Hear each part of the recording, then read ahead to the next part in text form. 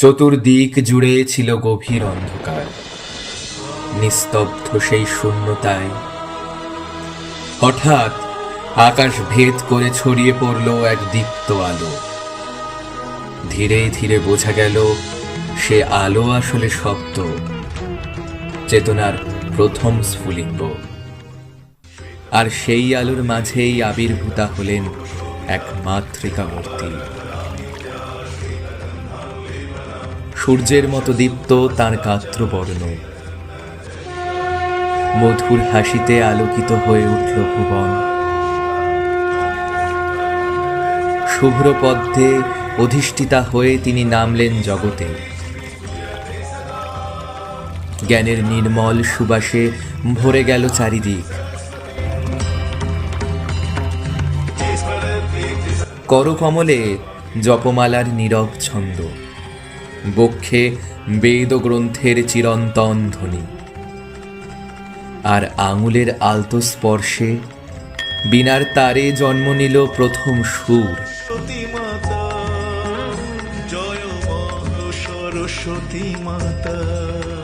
সেই সুর থেকেই জাগল ছন্দ, শিল্প ও সৃষ্টি।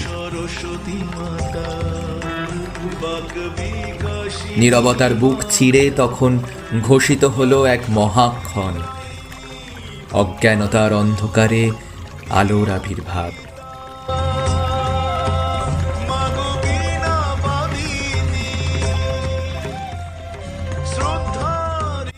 এইভাবেই বাকের মূর্ত রূপে আবির্ভূতা হলেন মা সরস্বতী।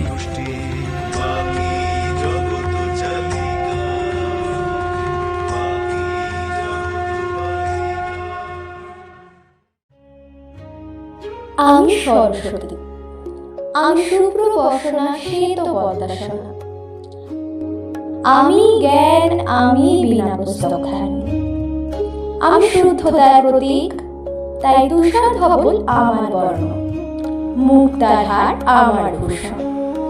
আমার হাতে যে বীণা, সে শুধু বাদ্যযন্ত্র নয়, সে শব্দ, সুর, ছন্দ, লয়ের উৎস।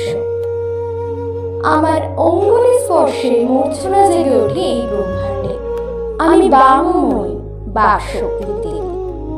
প্রতিটি উচ্চারিত শব্দ, প্রতিটি কাব্য, প্রতিটি শাস্ত্র আমার প্রকাশ।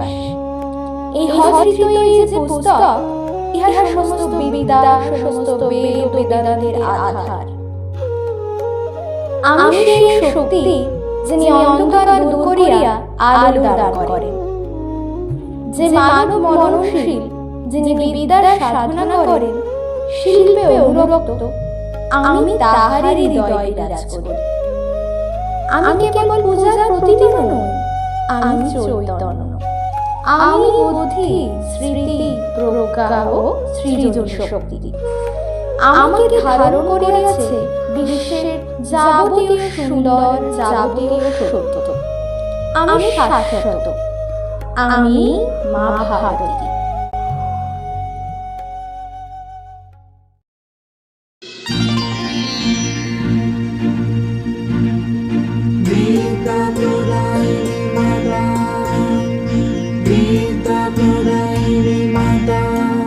জয় বিদ্যা প্রদায়িনী মাতা, জয় বিদ্যা প্রদায়িনী মাতা।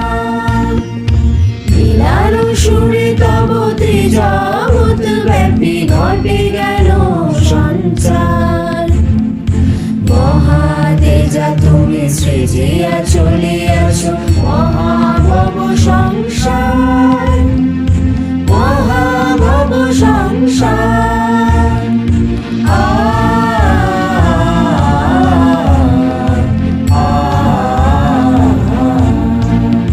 জয় বিদ্যা প্রদায়িনী মাতা, শ্বেত পদ্মে অধিষ্ঠিতা, জগৎ পালিকা সারদা অম্বিকা, সরস্বতী তব নাম।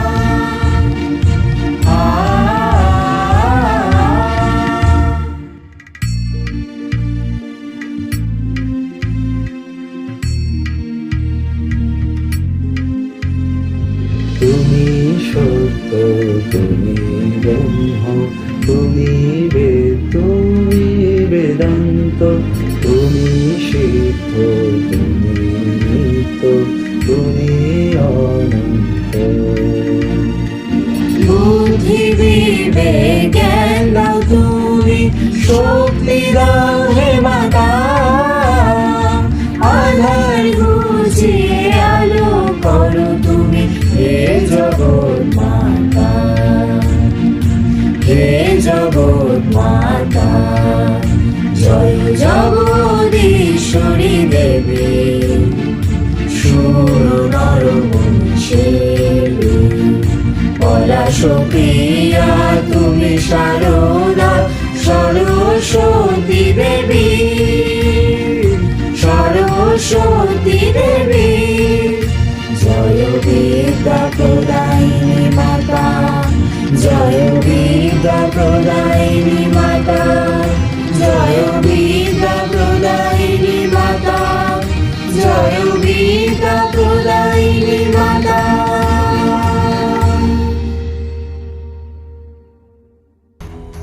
একদা গোকর্ণ আশ্রমে রাবণ, বিভীষণ এবং কুম্ভকর্ণের তপস্যায় ভীত দেবগণেরা ব্রহ্মার শরণাপন্ন হলেন। কারণ কুম্ভকর্ণের অভিলাষ ছিল ইন্দ্রাসন। তাই ব্রহ্মার পরামর্শেই সকল দেবতাগণ স্বয়ং শারদার শরণাপন্ন হলেন। হে দেবগণ, তোমাদের প্রার্থনা আমি অবগত। কুম্ভকর্ণের বর চাওয়ার সময় আসন্ন। জিহ্বায় অধিষ্ঠিত হইয়া তাহার ইন্দ্রাসন চাওয়ার বাসনা আমি নিদ্রাসনে পরিবর্তিত করিব। ব্রহ্মার তপস্যায় উত্তীর্ণ হয়ে বিভীষণ ভক্তি ভরে ধর্মজ্ঞান ও অমরত্বের বর চাইলেন।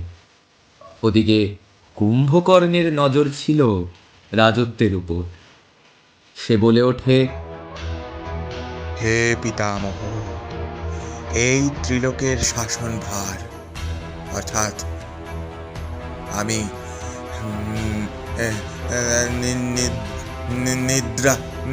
নিদ্রাসন চাই। তথাস্তু, তোমার ইচ্ছাই পূর্ণ হোক। তুমি দীর্ঘকাল নিদ্রিত থাকো। কি হয়ে গেল আমার অনিচ্ছাকৃত? আমি তো ইন্দ্রের আসন অর্থাৎ ইন্দ্রাসন চেয়েছিলাম, কিন্তু কিন্তু কোন দৈব মায়া বলে আমার মুখ থেকে নিদ্রাসন বাহির হইয়া আসিল তাহা আমি জানি না। এক বাক শক্তি হরণকারী অলৌকিক শক্তি আমাকে প্রতারণা করিয়াছে। কুম্ভকর্ণের দাদা রাবণ তখন ব্রহ্মার কাছে ছুটে গিয়ে এই অভিশাপ প্রত্যাহার করতে কাতর অনুরোধ জানালেও স্বয়ং প্রজাপতি জানান তার পক্ষে এই অভিশাপ ফিরিয়ে নেওয়া অসম্ভব। আর সেই মুহূর্ত থেকেই কুম্ভকর্ণ অনন্ত নিদ্রায় ঢলে পড়লেন।